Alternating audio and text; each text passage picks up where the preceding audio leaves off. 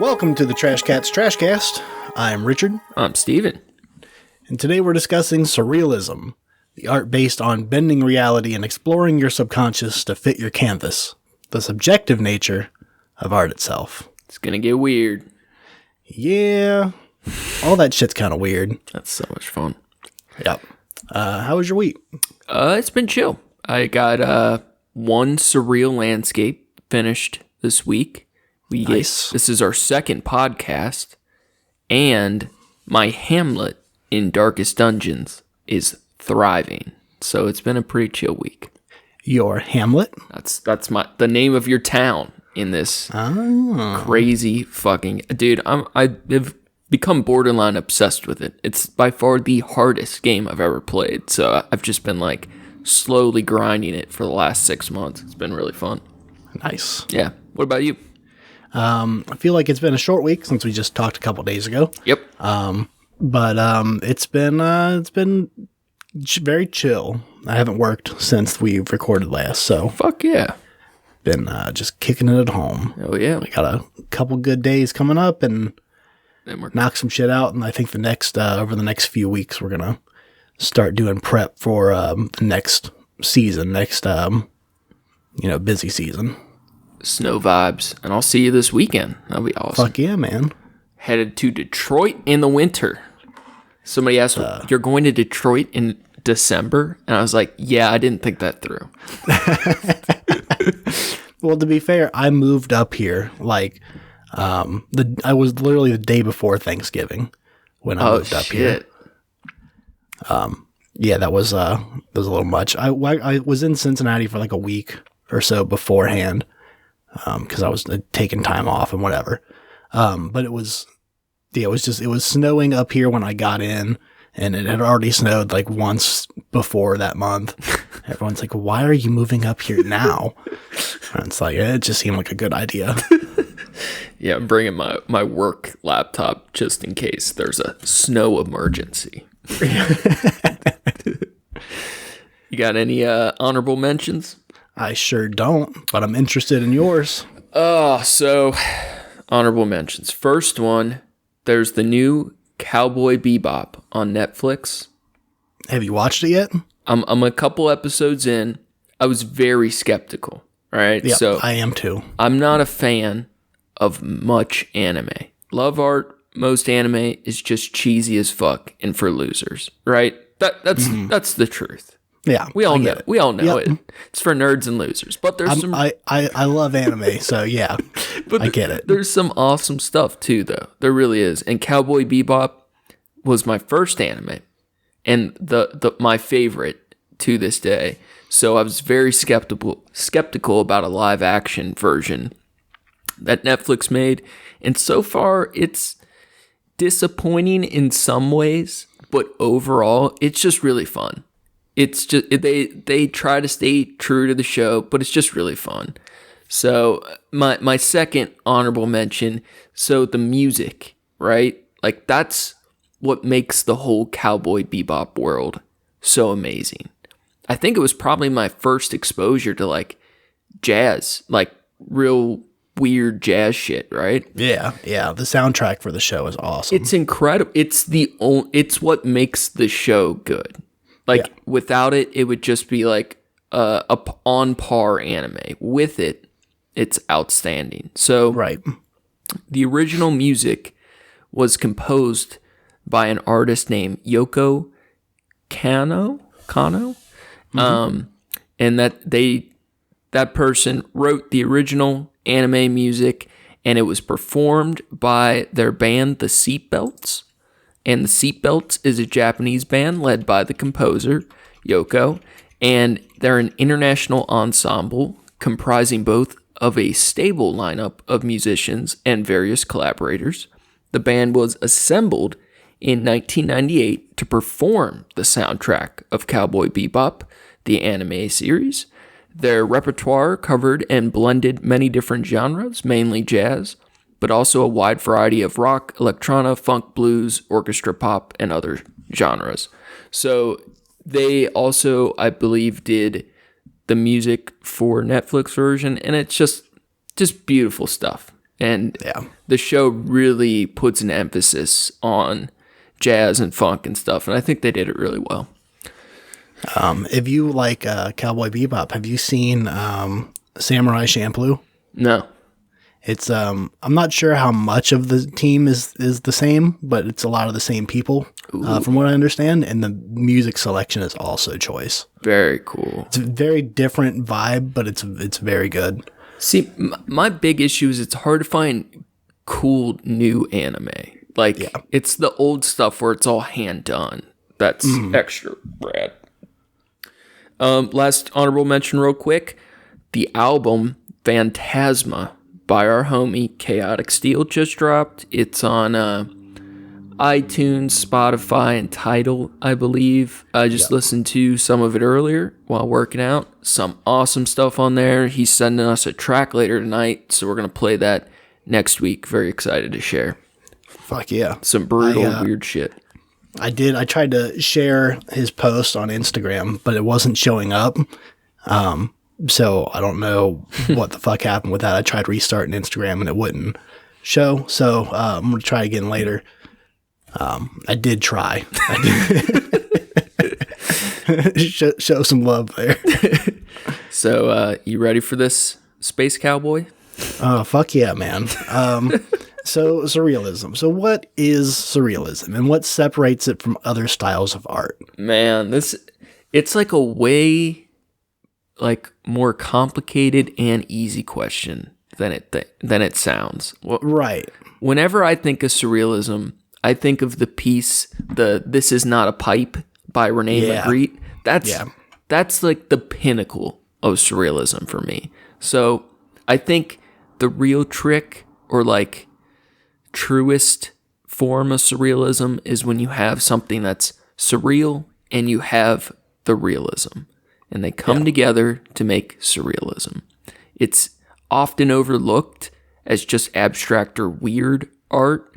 And I know it took me a while to really understand that true surrealism is only surreal because of the real elements. Right.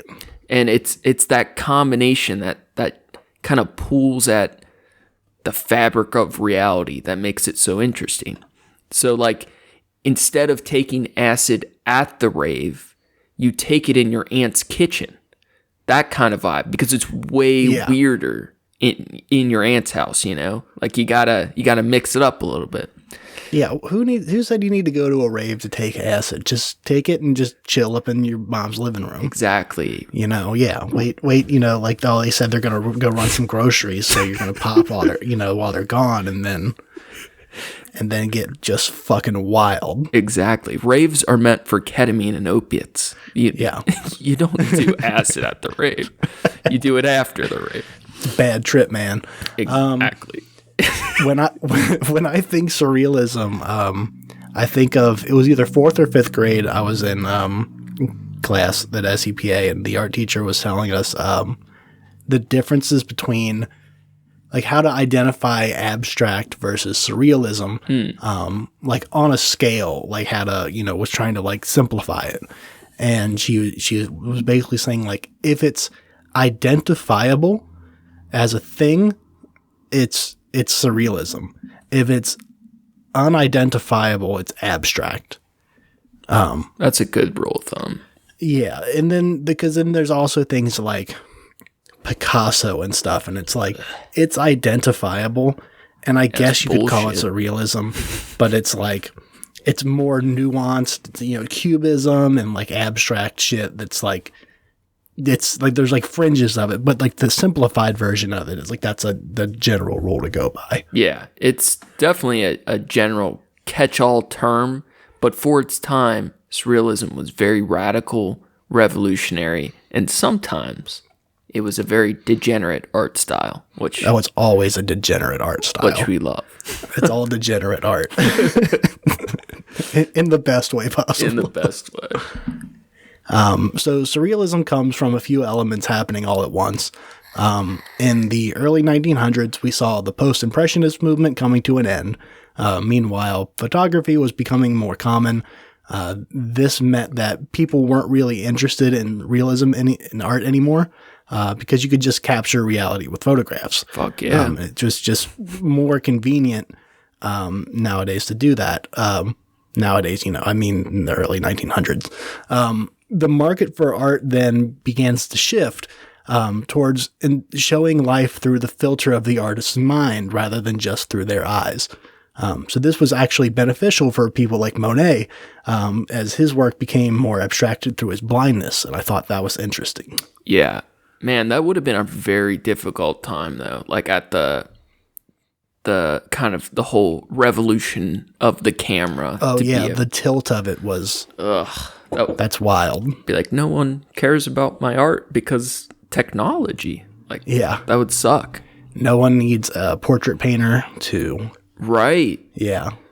But then it's like it slowly comes back into style, and then it at the same time pushes art and artists to be weirder and to think more outside of the box, which is awesome. Right. So Surrealism officially began with the Dadaist writer Andre Breton? Andre, whatever. So, and we're going to get into Dadaism in a little bit. So, Andre Breton wrote the Surrealist Manifesto in 1924, but the movement formed as early as 1917, inspired by the paintings of... Go ahead, Steven. What's that name? Of Giorgio de Chirico? The Chirico? I got Chirico? Yeah. And he captured street locations with a hallucinatory quality. After 1917, de Chirico abandoned that style, but his influence reached the Surrealists through German Dadaist Max Ernst. Ernst moved to Paris in 1922 as the Dada movement ended and was crucial to the beginnings of Surrealism, especially because of his collage work at the time. He had some really cool techniques that we're going to talk about too. He really got some things going.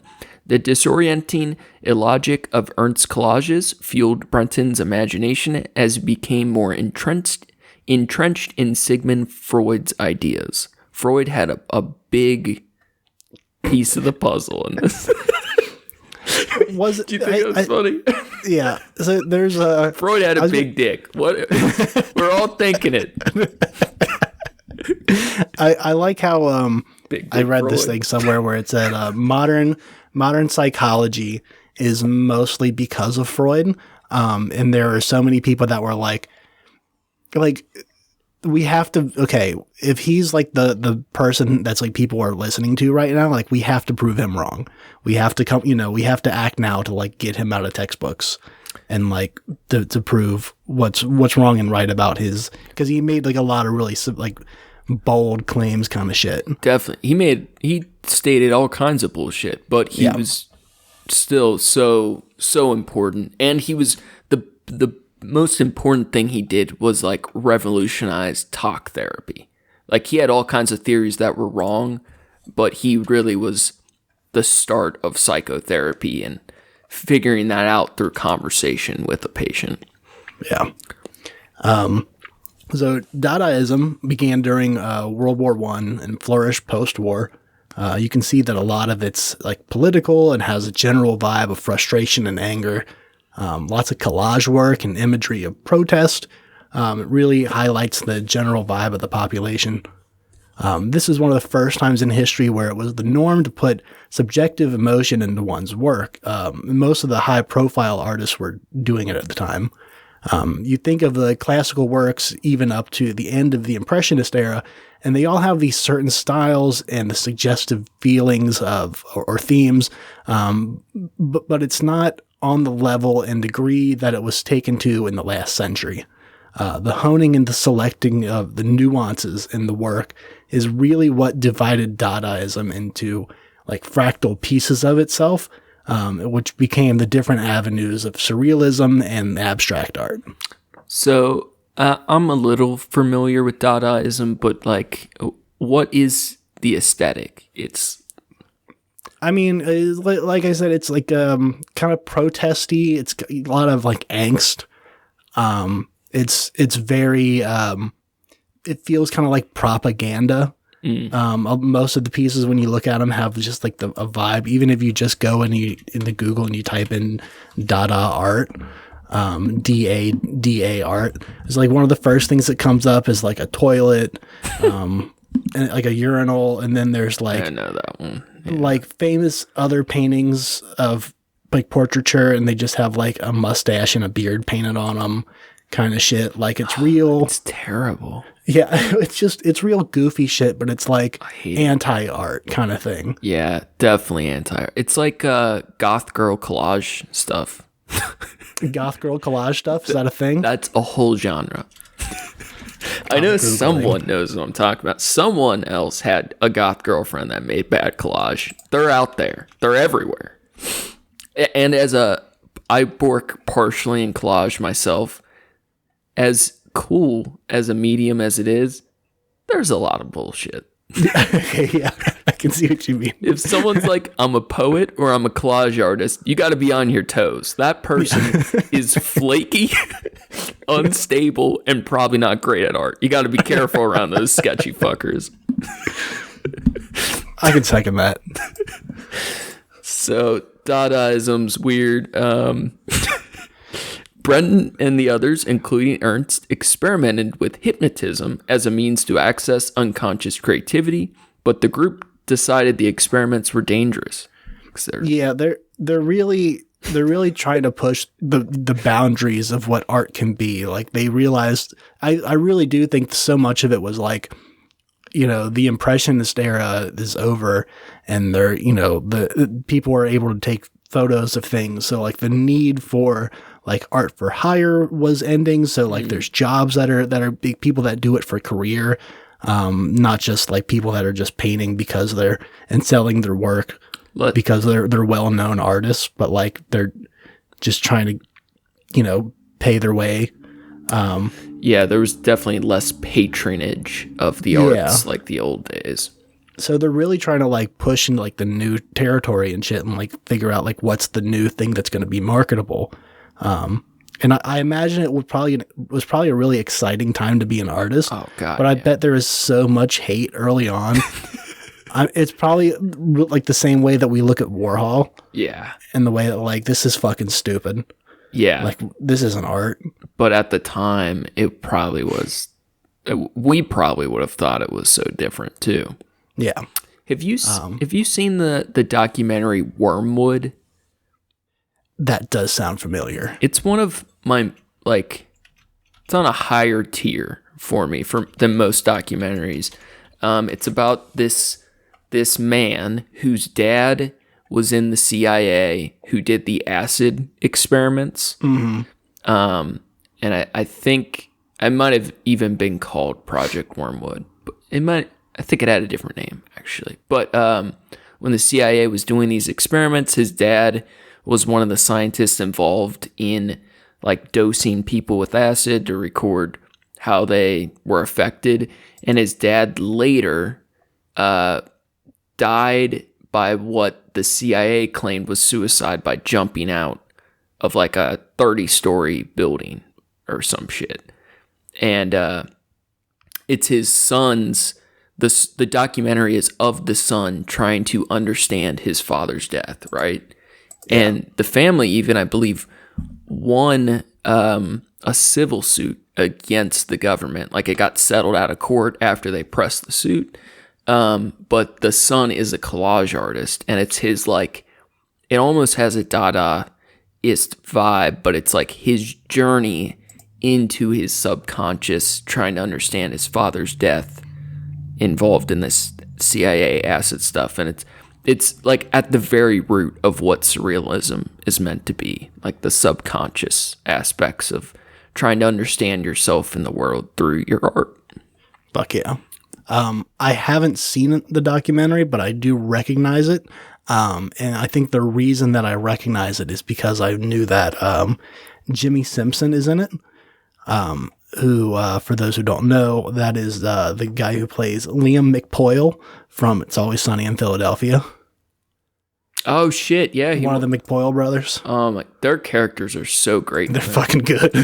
The whole documentary is like acid style in a way too. Like it's some really weird aesthetic editing for a documentary. It's well worth the watch. Dope. While we're before we get further into it, I realized I got into putting stuff in the outline. Like I got off on a bit of a tangent for myself, but I still wanted to talk about it. I blame Dadaism and Surrealism for the art world now and what it is today, more than any other style of painting. And I think it's because that once art became so incredibly subjective, the question stopped being what can art be, and instead became what is art. And we can sit here all day and say that like a beautiful painting is art, or a beautiful sunset is art. It's brought to you by pollution, or that the moment in the morning when you lift that coffee up to your mouth and you smell the aromas as you get your first fix of the day.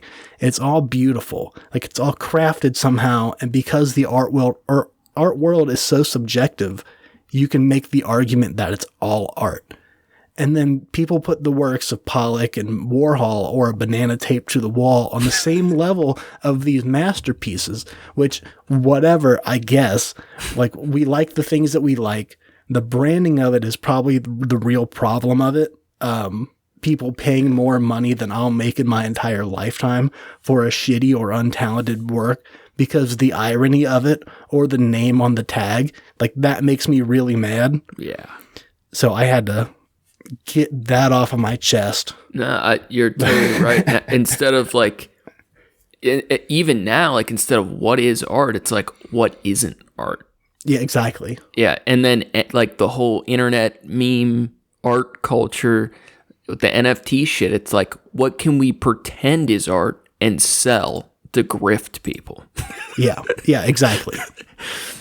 So we wanted to take a look at some of the more prominent surrealist players in the game, and we're going to start with none other than Dali.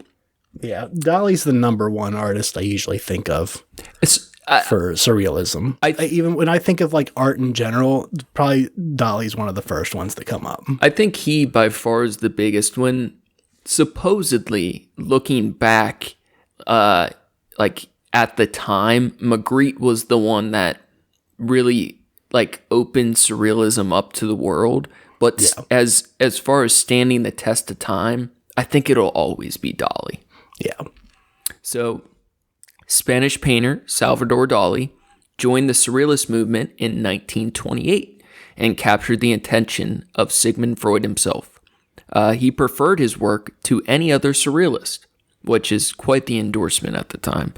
Dali's paintings featured self-torturing psychosexual undertones depicting what Freud characterized as the unconscious manifesting within the conscious world.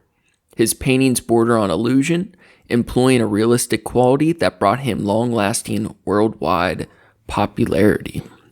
And I can't imagine that anyone listening to this podcast doesn't know who Salvador Dali is. Yeah. If you don't, one of his most famous paintings was 1931's The Persistence of Time, that features the melting clocks draped on a desolate landscape. Is the melting clocks guy with the mustache. Now, that's how people know him if they don't know his work. It's a pretty overrated painting.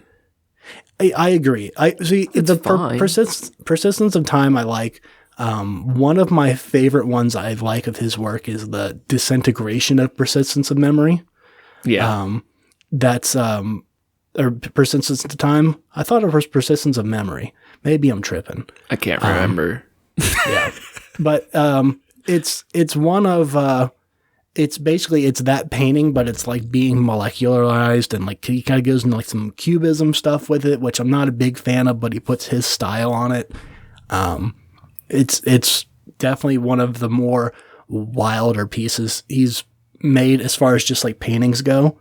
Yeah. He's definitely got some really weird people that know some of Dali's work, like they know like some of like his paintings, or like the child watching the birth of the new man, the fucking dude kicking out of like a really soft egg. kind of thing. And it's like real weird, goofy shit. But like some of his like sculptures and like is even like sketches and stuff, they're like really sexual and like really like aggressively strange. So yeah, absolutely. Like a lot of that doesn't get shown typically when people talk about him, but yeah, what I like most about his work is probably the colors. Like they're so simple, but everything is balanced and like in the perfect tones for what the piece is. But in general, I'm not much of a fan. I like the weird creatures on stilts a little bit, but I just have never really understood why his work out of anyone's became so popular. I get that. As someone that I really enjoy Salvador Dali's work. I've been to the museum in Florida there. Like we used to live an hour and a half from there. I was there probably 4 times a year for a couple years to see like the different, they have like a guest or whatever in. As someone that's been there a lot and has loved Salvador Dali most of their life, I can absolutely get that. Like it's just weird. It doesn't really make sense. I've only seen like one of his pieces in real life, but I will say it is far more impressive. Like many painters, seeing it up close is so different than seeing a digital version. Yeah. And you don't realize how big some of his pieces are. Yeah, that was so cool. They're fucking monstrously huge. Yeah. So is there any other particular pieces that stick with you, or is that you've seen there's one of it's like a ship and the mast in the front of it is like it's a woman. Yeah. That one sticks out a lot. There's one of a person that's sitting on the edge of a beach and their chest is like carved out. And then there's like a stick holding them, propping them up. And then the shape of the cutout matches a little chest of drawers that's right next to her. It's like the same shape that looked like it was pulled out of her and set next to her. Really wild. It really is shit. Dream world shit. Oh, extremely dream shit. I can see you being a Dali guy. I'm more of a Magritte man, but That's fair. I think he's more what's the word I want to use? Is more sophisticated. I think it's a little more boring, but it's more romantic. Yeah, I can see that. Absolutely. I just like women with bags on their heads, maybe. It's instantly like it's a whole thing. It's like takes away the humanity, but it also like emphasizes beauty. He did so many things with the draped hoods, you know. Did you hear? Actually, I read this while we were looking it up, and it was kind of like a speculated thing. It wasn't like proven to be true. But so his mother committed suicide when he was young. And when they found her, she had like her cloth that was draped over her face. And people think that that's why for a period of time he like did that a lot. Interesting. I would love to know if that's true, but either way, it's so juicy. I'm going to pretend it is. Yeah, there are like sources that are like, oh, he never saw that or he never would have seen or whatever. But then other people are like, oh, no, he definitely was there when that happened. So that's wonderful lore, though. Yeah. So Dali created works from the mid to late 1920s until the early 1980s. That's a hell of a career.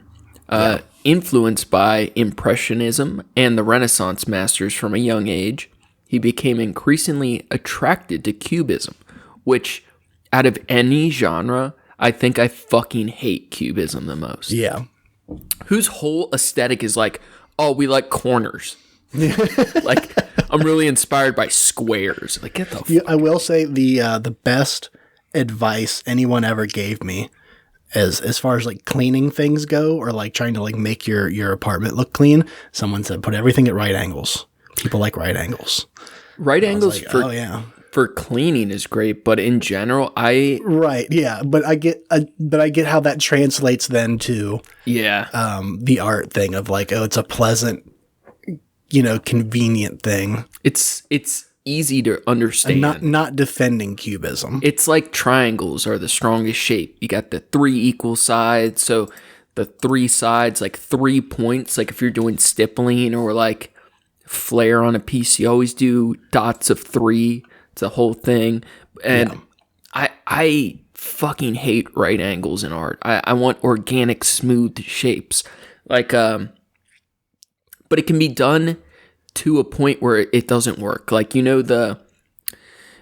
see their art college, whatever it's called, DAP, and their building has no right angles.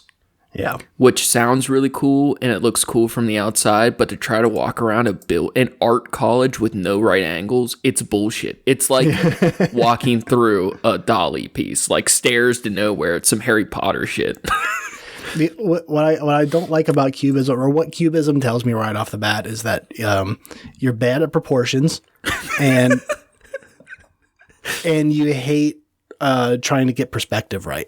That might be. I feel good at perspective, but not proportions. And real quick, shouts out to DAP, right? Because that's where in high school I would go on the weekends every now and again with my buddy, who shall not be named, to loot through all the lockers and see what leftover art supplies I could find. And that's where I got my first DSLR camera. Shall he not be named because he works there now? Could be, could not be. Could be. Maybe not. So Dali, very interested and attracted to Cubism and the avant-garde movement, which is a whole other thing that's kind of tied in with Surrealism. Just weird, degenerate art shit, right? These movements, as he got older, it influenced the work he was producing.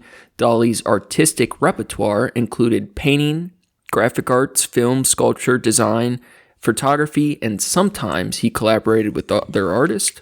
He also wrote fiction, poetry, an autobiography at some point, essays, and criticism. Major themes in his work included dreams, the subconscious, sexuality, religion, science, and his closest personal relationships. To the dismay of those who held his work in high regard, and to the irritation of his critics, his eccentric public behavior often drew more attention than his artwork. That's just like any good artist, right? Yeah. Well, he was, one of the ones that was famous during his lifetime. Which is rare. Yeah, it's rare. Especially then. I feel like it's a lot easier now. But especially, in the traditional sense of art, it was really, really rare. So he's like on like TV shows and shit. Yeah. Twirling his mustache, wearing weird masks. Yeah, just a fucking weirdo. So fun. My favorite is that photograph of him in France, I believe, or he was in Paris, and he took his anteater on the subway.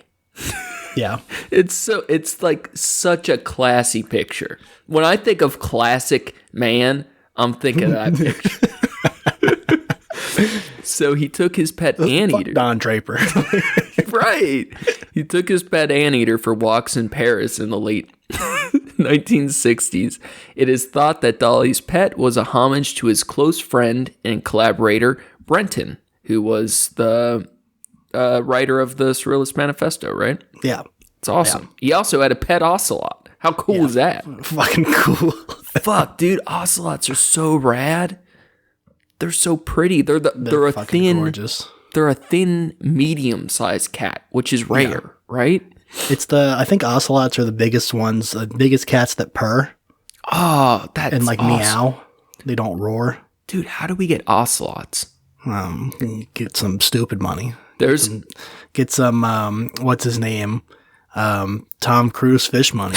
I don't know, dude. Like Columbus, a lot of people don't know this one. Columbus is I don't know if it's the biggest, but it's one of the biggest spots in the world for the black market exotic animal trade. Oh yeah, that's right. And they have these big events where they sell, raffle, trade exotic animals, which I'm very against, but Having an ocelot would be Get a pretty. fucking ocelot. I couldn't go through with it, but I would love the idea of having an ocelot. You just have an ocelot. Well, I think that was actually an archer. I was about to say you just have an ocelot and it's just in a room, and you don't go in that room. You kind of like slide some food under the door. We don't use that. That's the ocelot's room. Yeah, it just smells like piss. God, they would be a nightmare, I'm sure. Oh, fucking A. So later in his career, Dali began working with film to capture his surreal ideas.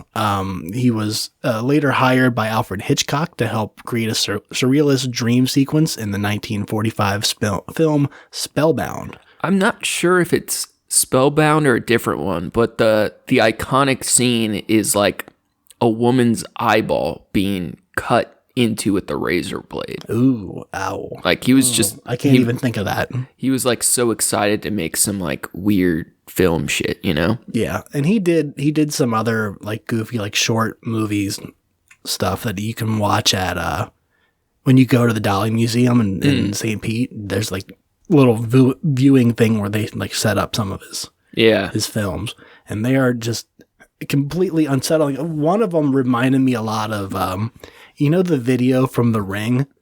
Mm-hmm. That was my favorite part of The Ring is the video and just how unsettling and weird it is. Some of his shit's like that. That's cool. Yeah. Yeah, I think he wrote some screenplay stuff too with dialogue, which I would find interesting, but I like the idea of those like dream sequences a lot. Yeah. We can definitely see his influence today on surrealist filmmakers such as David Lynch. Yeah. Yeah, that's like... Dali would love Twin Peaks. Oh my God, he'd love it, wouldn't he? Yeah. The whole red room scene where he's dancing and shit. Yeah. And then like the fucking, goddamn, what's his name? Palmer, Laura Palmer's dad, not Arnold Palmer. What's his name? God damn it. his dancing and singing while he's crying and shit. I would love an Arnold Palmer. An right Arnold Palmer. That's when you take one of those Mike's Hard Lemonade and a Twisted Tea and you mix them together. Oh shit! Yeah. And then by the end of it, you can't even say Arnold Palmer out loud. It's the whole goal. I want to make an Arnold Palmer. Dude, I would love to get drunk and play some golf right now. I hate golf. But if I'm like relapsing, golf is the sport I want to play. Dude, while we're talking about golf for a second, getting fucked up playing golf. When I lived in Florida, I was trying to like make more time to hang out with my grandpa, and he had mentioned that he hadn't gone play golf in a while. He had a set of clubs, and I did at the time too. And we were like, all right, cool. Like the set that I had was like a junior set that like my aunt got me when I was a kid, but we made it work anyway. Hell yeah. So we made time at a golf course, and it was like on an off day when there wasn't like anybody there. So we're driving around in this cart, and we get on like the eighth or ninth hole. Like, we're pretty far away from the clubhouse at that point, and there's no one else around. I see him pop out a bowl out of his pocket and start hitting it, and I'm like, all right, dude. That's dope. Yeah. That's some gangster grandpa shit. He passed it to me. I'm like, all right, man, I guess this is what we're doing today. Cool. I bet Dali would vape. He seems like a cloud head. If I've ever... yeah. What flavor would he like? Would it be something fruity, or would it be like a root? Would he be like a root beer kind of guy? Root beer for sure. I could see him having like some weird shit, like ant flavored, so he can indulge with his anteater. Yep, you're right on that. That's like, exactly the kind of goofy shit he would probably do. Like, what you vaping on, Dali? Some goopy ant number 6. I'm vaping my mustache trimmings. Oh, I love it. Oh, shit. So, who next? Yeah. Renee? Yeah. Reenie? Yeah.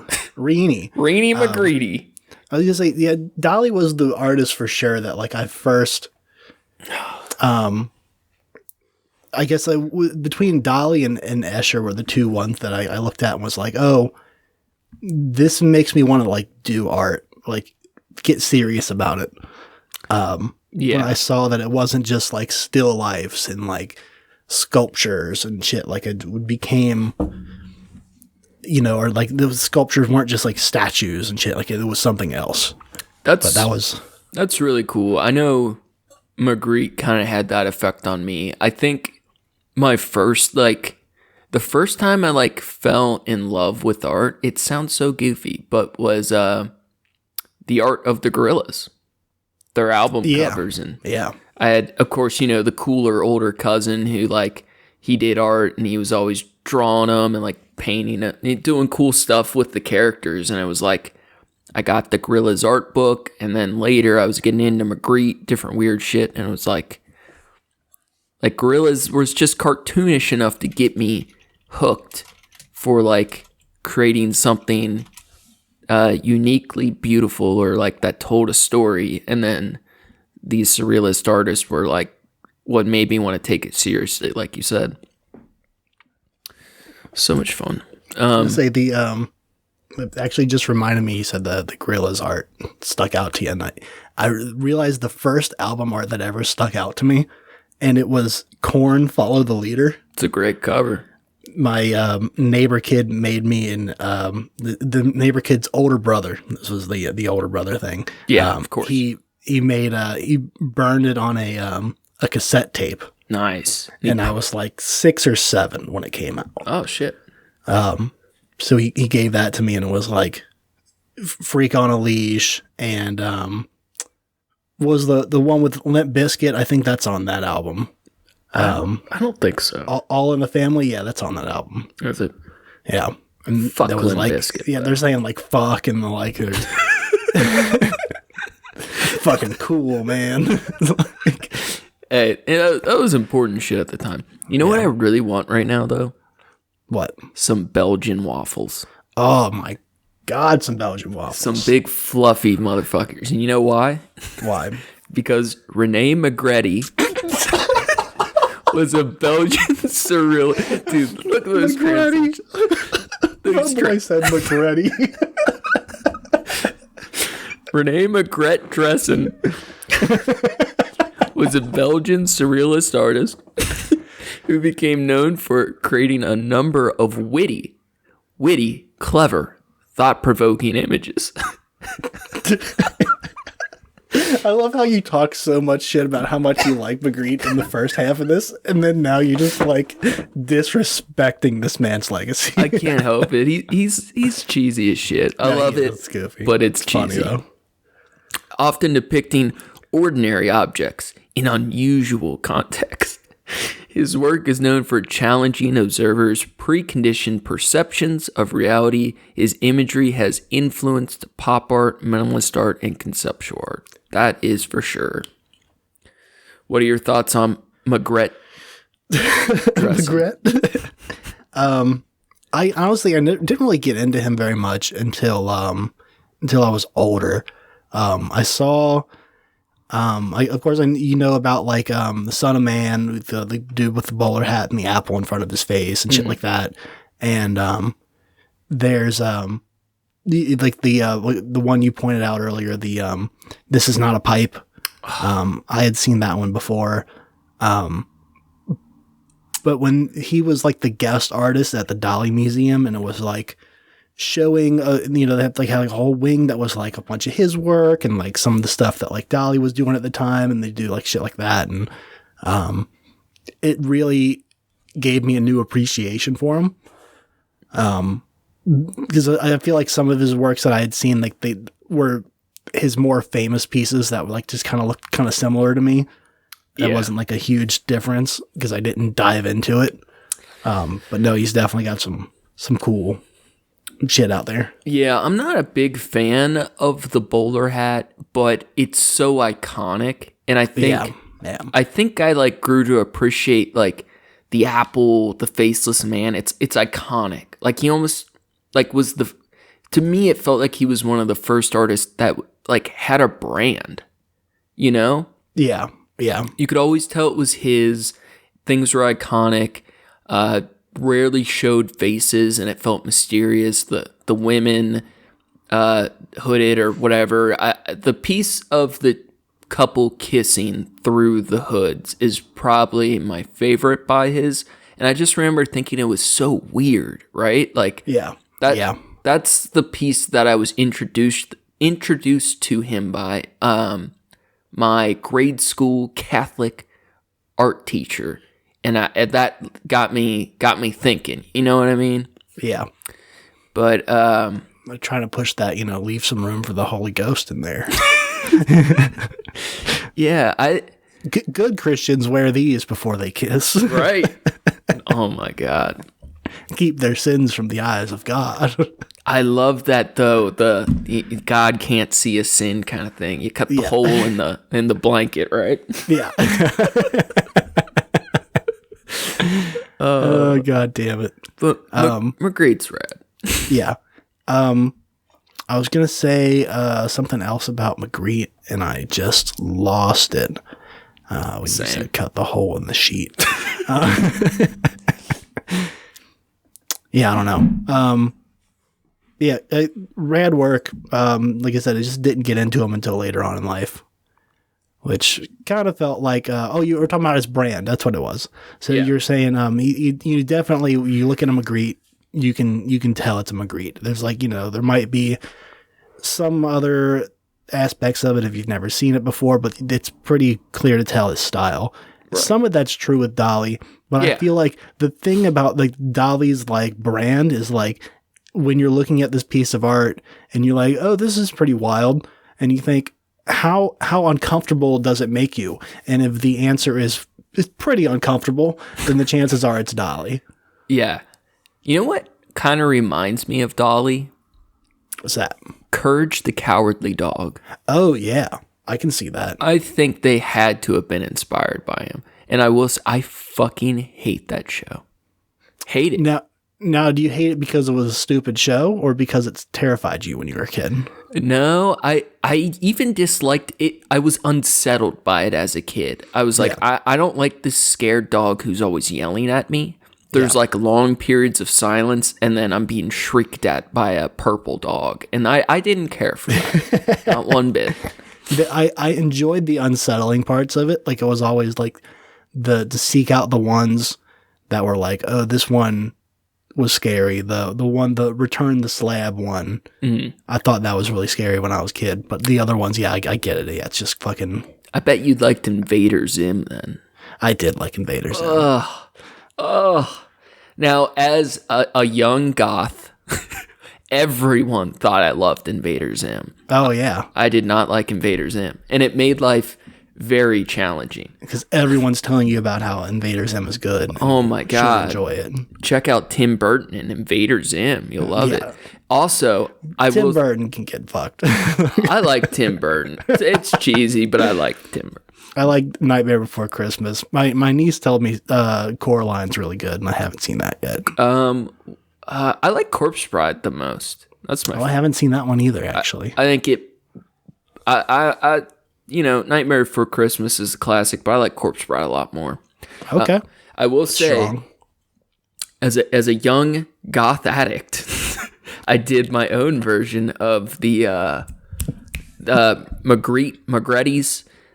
This is not a pipe, and I did my version of it, and it was a crack pipe, and it said, "This is not a crack pipe." And I'll tell you what, as an art student at the time in high school, I thought I made it. I thought that was it. It never gets any better than that. I fucking love that piece. Thought you get some good reception from the twins on that one. I don't think they even smiled. They did not like me. Oh, God damn it. Well, think of all the greats, so many of the greats, were, they didn't follow the disciplines of their schools, they all either dropped out or like, our boy, Money Monet, he was like, fuck this shit. This school sucks. And he skipped class to go paint outside and shit. Yeah, I'm going to start a tombstone engraving business with my buddies. So what about, this is your boy, and I think he is like, I get he's a classic surrealist, but I also feel like he kind of gets roped in a little bit. I feel like he's his own. So Escher, MC Escher was definitely the artist that I looked at and was like, okay, this changes things for me for art. Sure. MC Escher, I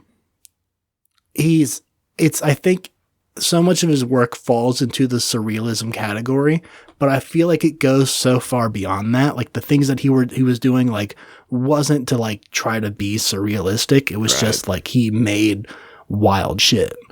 Yeah, it's like it's so like to the definition surrealism that it's almost not, you know? Yeah.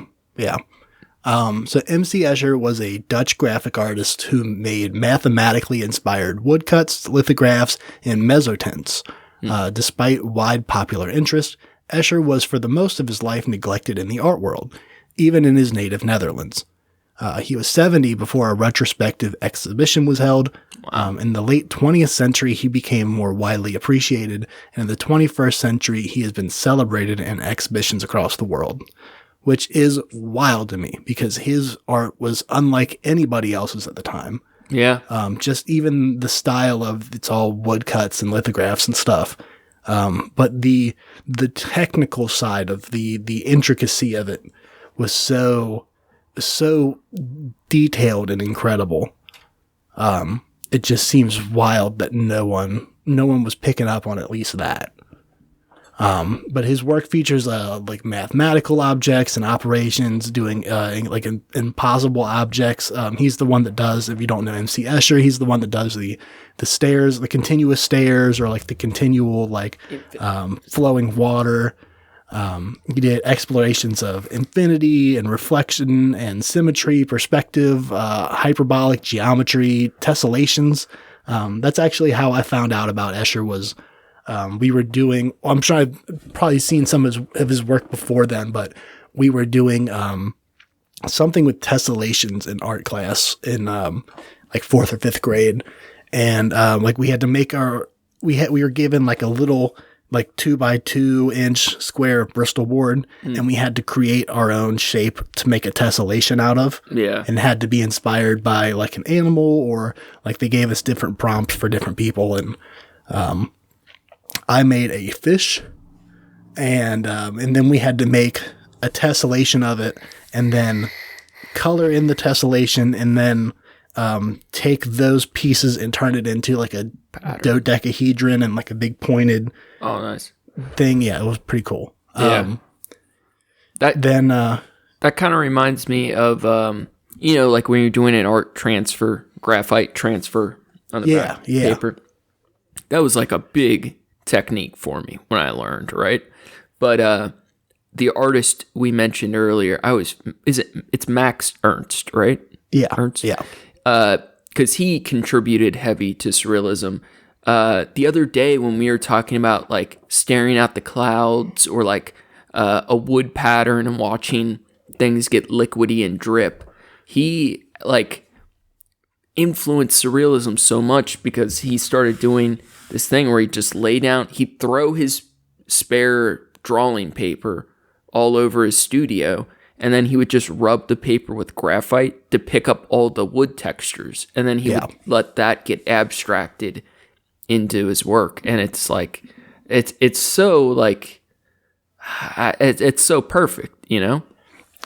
He also did he was one of the people that started doing the thing where they take like you put paint on the canvas, and then you like pull something across it to like scrape it away or like pull it. The same art teacher, like this was the one, Miss Young, the one that was doing her own like surrealistic and weird abstract art and stuff. She had us doing stuff like that too. That's awesome. This woman's got these 4th and 5th graders making realistic artwork out here. Hell yeah. Although Escher, he believed he had no like mathematical ability either, which is wild. He did interact with a lot of celebrated mathematicians, and he conducted a lot of his own research into tessellation and stuff like that. So like definitely in geometry and stuff like that was a huge interest to him. Yeah, until researching this, I didn't know he was actually a mathematician. And I'm sure some of it has become lore, but like people said he was like quite like a genius with math. Yeah. It's so cool. And so much of his work also, like, I might have mentioned it a couple episodes ago when we were talking about art, but the ultra realism of it, of his work, is another thing that I love so much. There's another one besides like the tessellations and the stuff like that. One of his more well-known like graphite pencil pieces is the he's holding up a sphere, like a reflective sphere, and he's doing a self-portrait in it. That's my favorite piece of his. Yeah, that's like such a wild and cool piece to just, because like, once again, like no one's doing shit like that at the time. Yeah, you know, this is a weird correlation, but he reminds me of like mathcore, like math metal. Yeah, like that's who Escher was. He was the math metal dude. Like I feel like listening to Animals as Leaders while like watching a slideshow of Escher would be like metal as fuck. Yeah, exactly. With some fractal videos going in the background. He's one of the artists that I think in particular, like, I really I've been watching a lot of like Drawfee lately, and they do some of their speed draw videos where like they show the entire process from start to finish. Yeah. And it's just sped up over the course of like, 5 minutes or something. Oh, that's so good. But I would love to see Escher's process for some of that stuff. I would love to go back and be able to see stuff like that. Like, how do you go about making this? How many guidelines did you use before you did this? How, they show it with other people's artwork too. And Dali did a lot of it too. Like his whole canvas would be like totally fucked up with all these lines. And then he starts putting on paint. Yeah. So much like composition and stuff, and like for the intricacy of the stuff that he's doing. I can only imagine Escher, just the technique had to have been so fucking meticulous. Yeah. And then like the woodcuts, like you're not even like, it's so unforgiving. Yeah. Like, I'm off by 1/10 of a centimeter. Start over. Yep. Ugh. Do it again. All right. So what about this last fucker? So, well, I got one more after this one, but okay. Arguably Picasso should be included in the list because technically his work is surrealistic. But I never really appreciated his work, so fuck him. Yeah. But I just never really understood what people liked about his style. I don't get it. I think of him the same way I think of the Beatles. I Beatles recognize. Okay, I'll give that too. I don't like the Beatles either. I recognize that their style is unique, and at the same time, it was breaking down the doors of what's normal, like during that time. But it made way for other artists and their styles to grow as well. I just don't care for it. Yeah, I think it's a prime example of right time, right place. Right. Like there could have been 10 other artists just like him that just fit that moment in time. Yeah. If someone came out as a prominent artist today making something like Picasso, I would look at them the same way that I look at the banana tape to the wall kind of shit, where it's like, this is bullshit. See, the thing is, here's my thing. I think whoever made that banana thing, they're fucking awesome. It's the people around them that made it like too hyped. Right? I think that the difference is that piece was made ironically. It was sarcasm. Yeah, they made it in the way that like, this isn't art, and that's why it's art. Right. And then the art world is such suckers. They're like, it isn't art. Let's pay money. Yeah. Here's $1 million. Here's $5 million. Here's an NFT of a banana on a wall. Yeah. Get fucked. It's so weird. It's not a sculpture of a banana. It's a literal banana that you then have to go out and get other bananas to replace it with. It's an art performance piece, Richard. Each week you're taping bananas to the wall for the rest of your life. You're paying $1 million to perform for bananas for the rest of your life. It's like,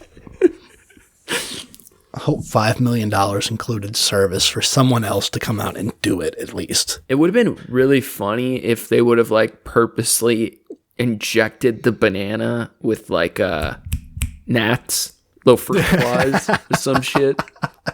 Just so when they get it back to their house, you'll remember this banana forever. It's all over the fucking museum. Just oh shit.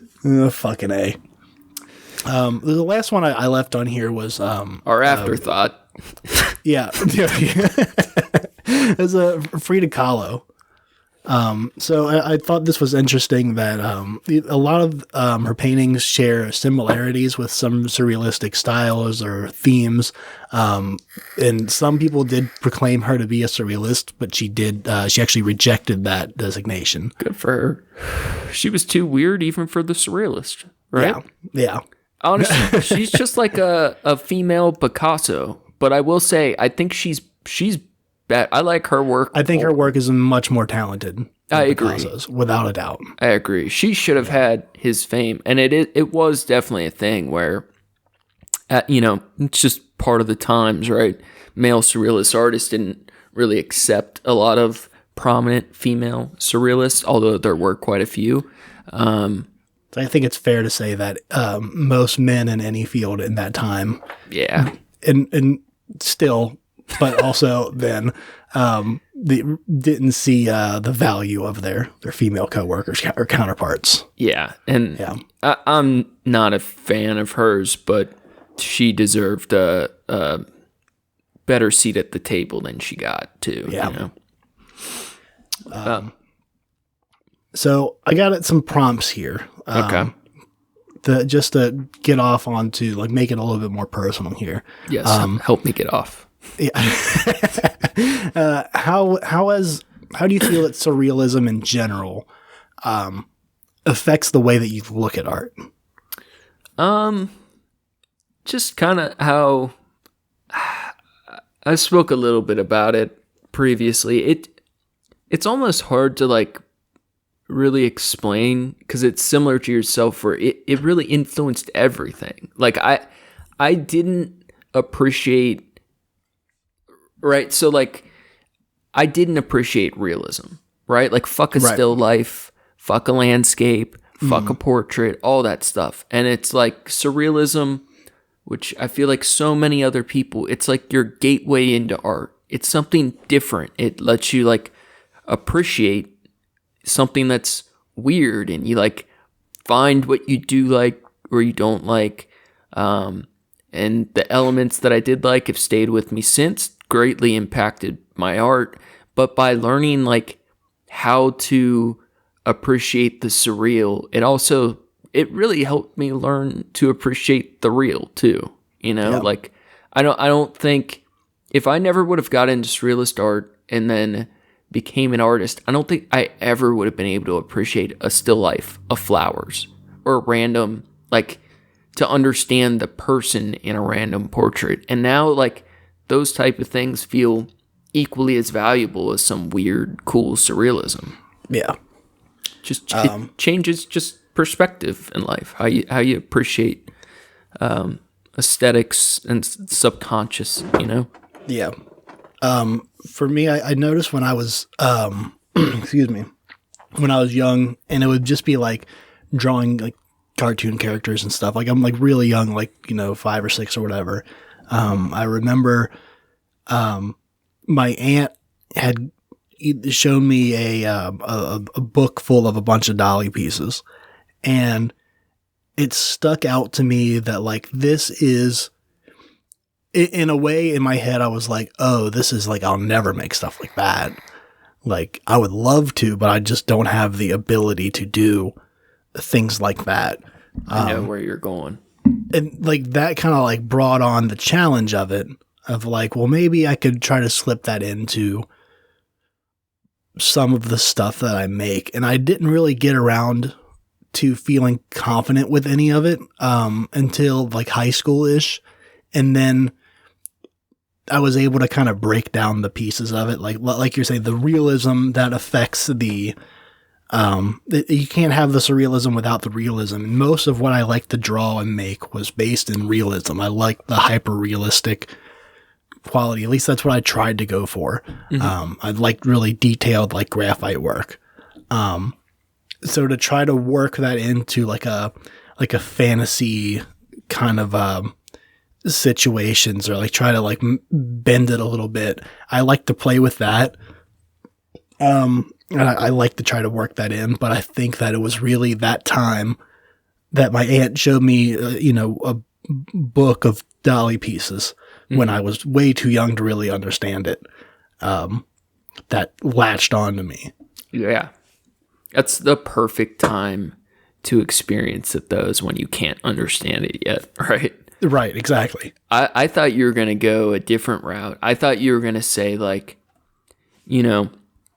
surrealist, like, by discovering surreal art, like, we find it when we're young, right? We're not technically good at art yet. Right. So because surrealist work was so focused on, like, the ideas and being weird, like, it allowed you as a new artist to make what you could think or other people could think is really cool, like rad new art without having the technical skill. See, I feel like on a different level, I looked at the technical skill of the painting. I focused more on that than I did the surreal part at first. So I realized, like, oh, this is a painting, like, that's incredibly detailed and wild. And it didn't even, like, strike me as weird that it was, this surrealistic subject matter, because, like, unlike my aunts and uncles and stuff that were showing me this, like, they watched this happen through their lifetime of this whole movement of art. For me, I'm a child, and this is normal. Like, this is like, oh, okay, this is what art is, cool. So I feel like I focused more on just the technical, like, wow, that's such impressive work. I can't do that. That's really interesting, because I think that almost demonstrates a difference in our approach in a way with art, because for me, I remember looking at a lot of stuff, definitely Magritte, and thinking like, oh, this art is garbage, like technically, but the idea was amazing to me, right? And like with maturity, like I understand that art was a lot more technical or better done than I thought it was. I always had the confidence with art specifically, almost nothing else at the time, but with art, I always figured with different techniques, whether it's transfers, using photos, something, like I could paint or draw anything. Like that was my mindset. That definitely doesn't mean it was true, but I figured I could create any masterpiece I could see, right? And what was important was the idea. So like the surrealist arts allowed me to make, shitty technical art, but because I had a big idea in it, it could be just as good. And to me, that was like such a confidence boost, or like low level of entry to the poker table to play the art game. It felt like I can be an artist now. Like it's all about the idea. And I was very drawn to that. Yeah, the coming up with the concepts for new pieces, like original pieces, that completely eluded me growing up. I struggled to do the work that we had to do at home for art for a while, because I'd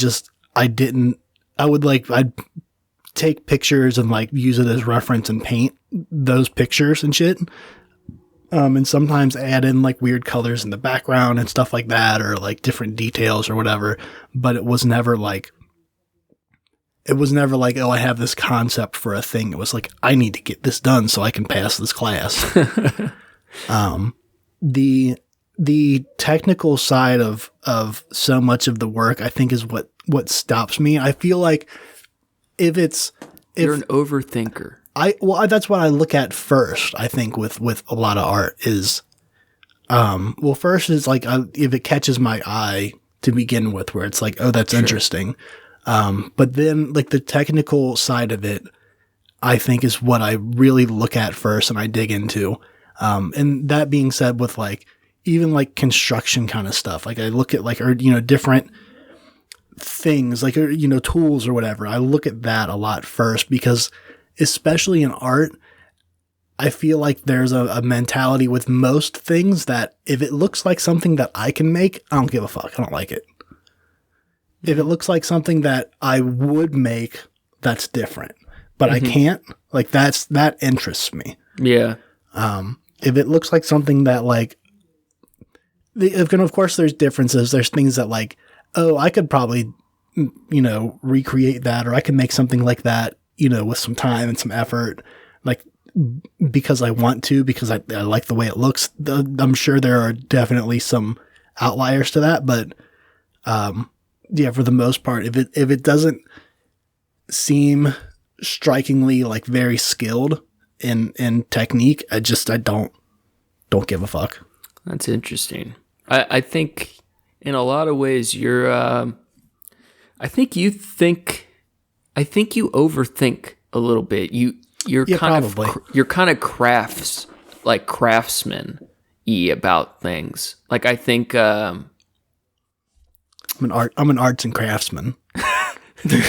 Which it's just different approach. I think I'm more of in art specifically, like more of an idea guy, and like I'm less concerned with the craft, and that even shows in the sense of why I've got into the mediums I have, because I can work so much quicker and I can make more ideas. Yeah, that shit blows me away. There is, I think there is definitely peak times where you were putting out like a piece a day. Yeah. And like, I just would just blow me the fuck away. I couldn't understand how you were doing it. Part of it is the craft part that I always used to undervalue. And I got really good at what exactly I do, and I can work fast. But like, if I don't have anything else going on in life, like I could just it would be my dream to just continuously make things. And it's like, I don't know what the ideas are. It's like I just get pure flow state. Like I just want to play with shit till I find the idea, Yeah. Yeah, your drawings growing up, when we first met and I saw some of like your sketchbook stuff in high school, even that was full of like so much original concepts and ideas, and like I just, so much of what I did was like looking at pictures and drawing it, or like looking at people and like drawing like just from things that I see. That's just what I felt comfortable with doing. I didn't have like original concepts and ideas that I felt comfortable expressing like that, or that I even wanted to like put it on the paper like that. But when I did, I didn't like the outcome.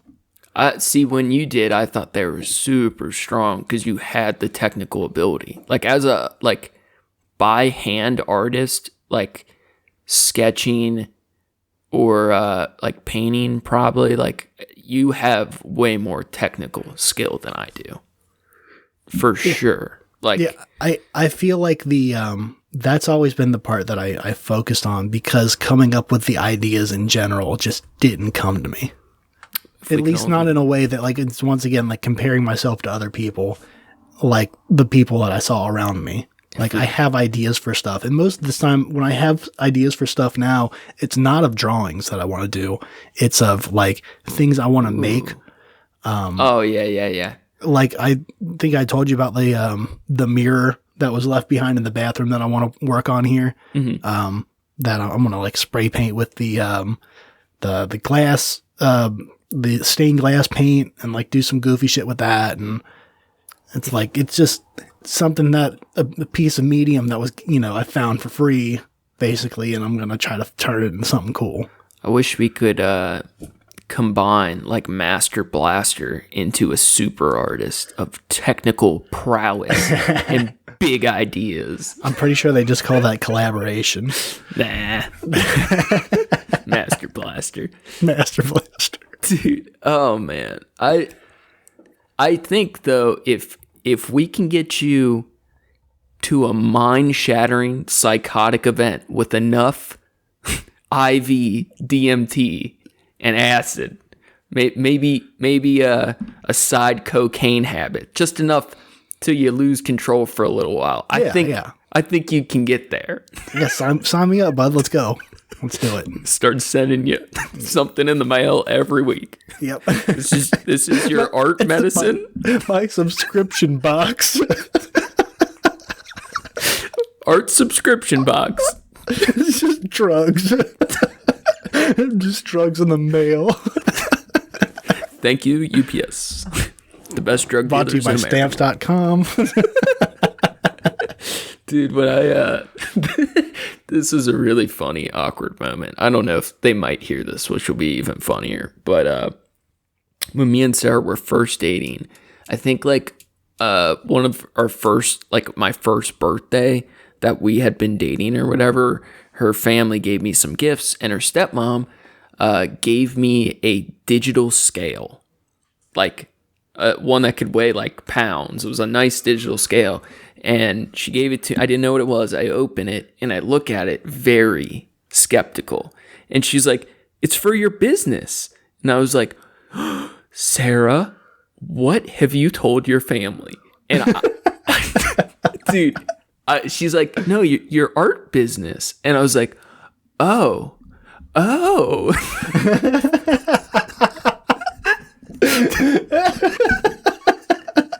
I don't think I ever felt like more called out than that moment. It was so funny. Yeah, you look like you probably could use one of these. I was like, what? Oh, God. Shit. That was fun. We had we were doing cost control stuff at one of my other jobs, and the scale that we had in-house wasn't like precise enough to pick up on like teaspoons of this and whatever of that, but for costing it made sense to have that. So when we went to go do it one day, my boss showed up and he brought a scale in. I was like, "Oh, you just have this, don't you?" He was like, don't ask me questions about this." Yes sir, yes boss, yes sir. What we got any, before we start concluding, do we got any random rabbit holes to go down? Oh, I got plenty of questions here. I got a couple. Me, Mr. Rabbit. So with the evolution of surrealism and abstract stuff branching out, I feel like we see influence of surrealism in work nowadays. But it seems rare to like see surrealistic paintings or pieces that you would describe simply as like, this is surrealism. Do you feel like surrealism will carry on through artwork of the future in a way that traditional art, like the Renaissance painting style, will not? Like you never see people making art that reminds you of Rembrandt nowadays. Like it's just not a common style that people go for. I'm sure some people are doing it. I feel like the subjective nature of surrealism is something that like is permeated art in a way that's never gonna. It's like dropping black ink in a bucket of white paint.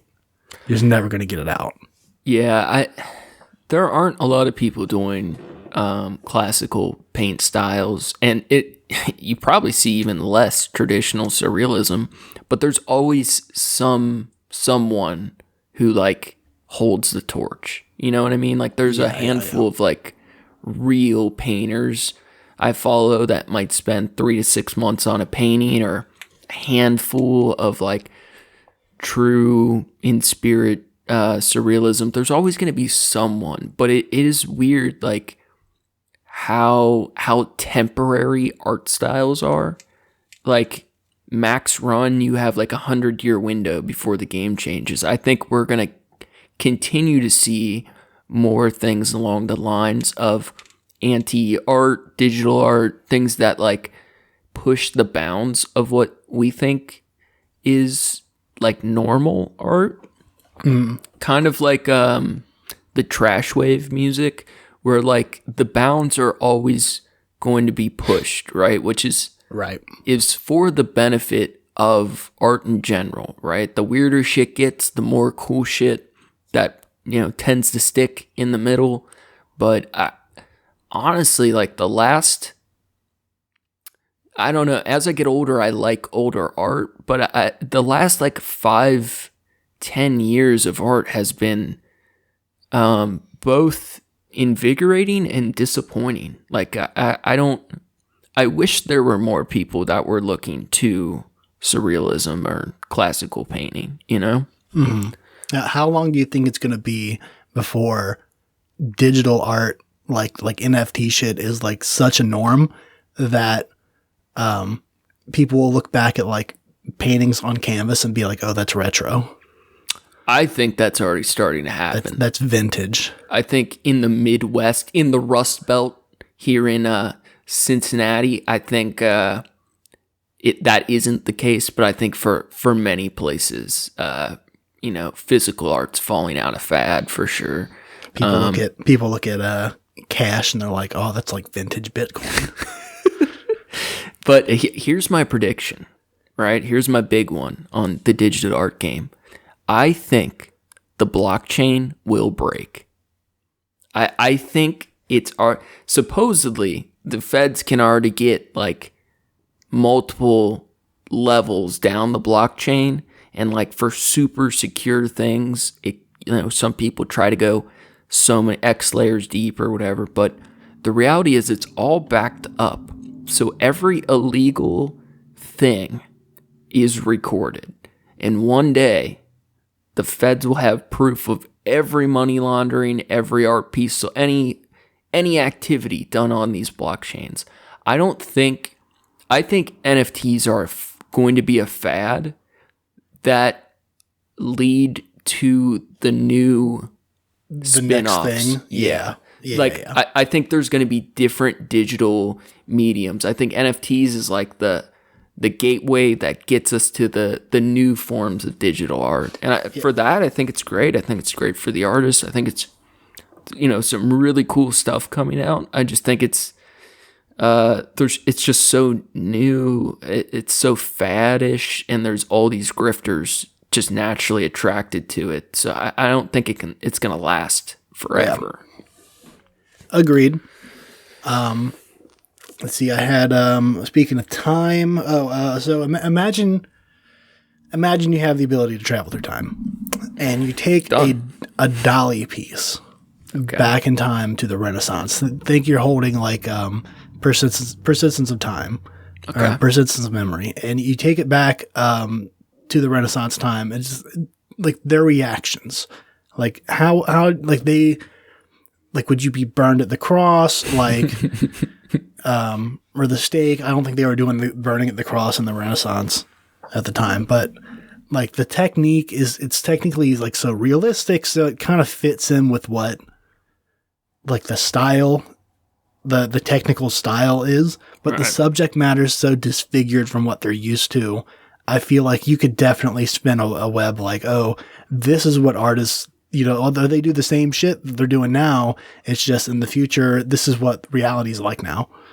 I think there's people like popping up out of eggs and clocks melt and shit. And I think it would depend on who your initial audience for this future painting is. But if you gave it, depending on the power level of the audience you show it to, like if you show it to the right, like leader of men, right? Like the right king or whatever the fuck. Yeah. Like, I feel like 50-50, they think you're a degenerate heretic, or they think it's some like profound spiritual enlightenment. Like I could see like a Dali piece going back in time 200 years and it being looked at as like a religious masterpiece. Like somehow it's like a Jesus's vision of, being tempted of blah, blah, blah. You know what I mean? Yeah. Oh, he does have a lot of religious stuff in some of his work too. Yeah. So, I think that would be, man, imagine it'd be so cool to know the power of art going backwards. Yeah. I think Picasso would fit in well with like some cave paintings. I think the colors might be a little bright for what they're used to, but I think they would dig the simplicity of it. See, all right, so we've talked about this before. My theory on people and my life in general is that, like, people suck. They don't matter. I don't matter that much. It's more like as individuals, right? Like, we're a part of something bigger than ourselves, whether we want to be or not. So what we do with our individual lives does not matter, but what we do that affects other people, something, more people, something greater than just our lives matters more than what we do with our life, right? So our lives don't matter, but how we affect people after we go can matter quite a bit. So for me, that gives meaning to my art because I want it, I know it affects things now, but it's more, I think of like the grand effect of like a body of work downstream, which I realize I don't necessarily think my art will have any of those effects, but it gives me meaning or whatever. So I really like the idea of making like NFTs in a way kind of fit that need. Like, and in theory, they exist in this digital space forever until a nuclear meltdown or we lose all our tech, right? But I much prefer the idea of making like very powerful, concrete, real world, physical pieces of art, right? So like my goal eventually is to make like shrines, like little altars or temples of my art that like it would be very hard to destroy and they could last for hundreds of years, right? And that way, like they could travel through time more easily than like a digital or a paper print, and they could affect more people. I got it. All right. So you what you do is you sell pieces that are in like you make the piece, right? And then you take it and you put it in a fireproof, like weatherproof safe, like a really tough, basically just to protect it from all elements. And then you bury it. Like you sell it to someone else and you say like you own this piece and we'll like, write your name on the back or whatever. And then now it's going to go underground. And then, thousands of years from now, it might be found by somebody and they'll say, oh, this is ancient. What a cool guy. This thing ancient work affected me profoundly. Yeah. But for real, I really... no one else was doing it this time. This guy was weird. I'm very drawn to the epoxies and stuff. The idea of like sealing them for long time. I definitely... I have all these things I want to play with, but they're... and no excuses at all. Like, I'll get to it eventually or I won't. But a lot of these things take, a little investment. Their time and energy. Yeah.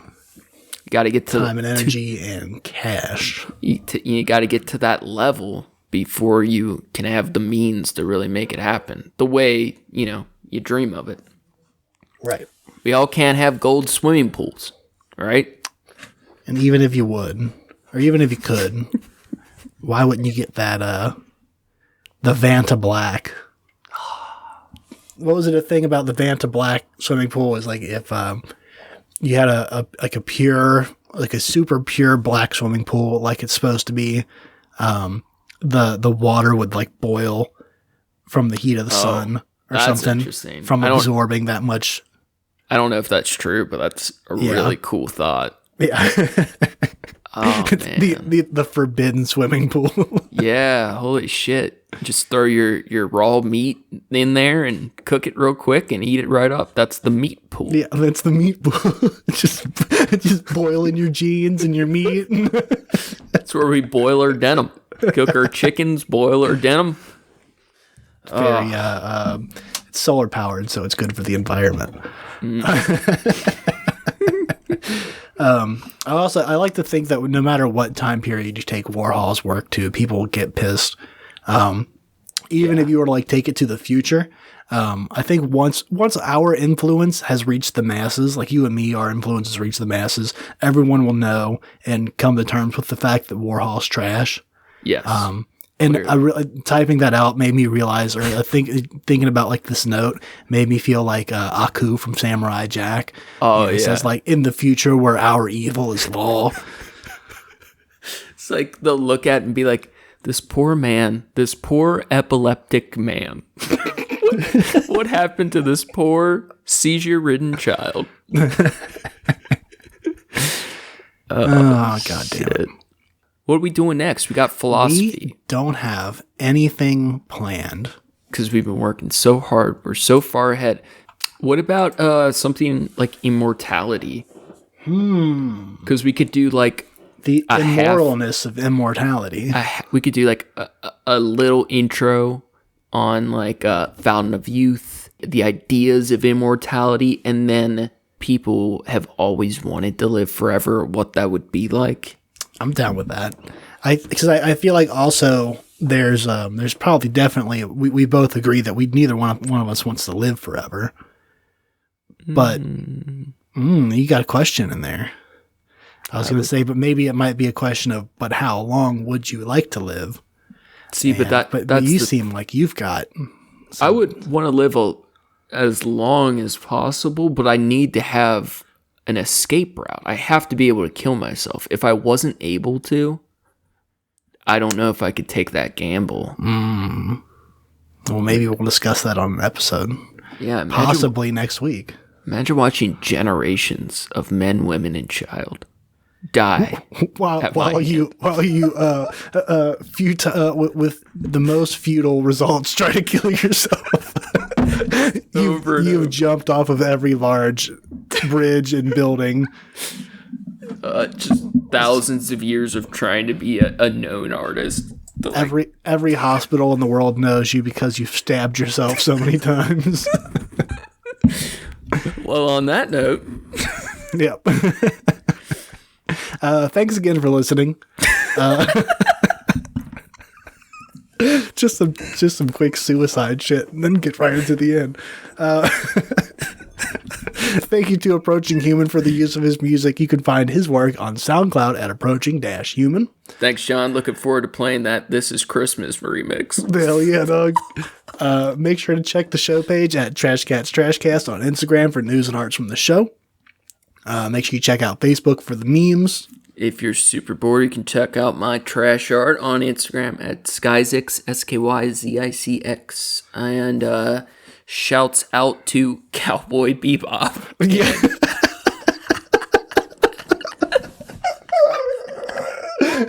Thanks for putting us on, Cowboy. Check out the Seatbelts for their awesome music, and then shouts out to the homie Chaotic Steel. We're gonna play one of his tracks next week. So hell yeah, gonna be bumping that shit soon. I was bumping that shit all last week while I was doing Thanksgiving prep. It was good. Hell yeah. Good next week episode on philosophy. We're still figuring it out, but it's gonna be fucking dope. Yeah. That's gonna be all for us today. Stay classy, eat trashy. Go fast, eat trash.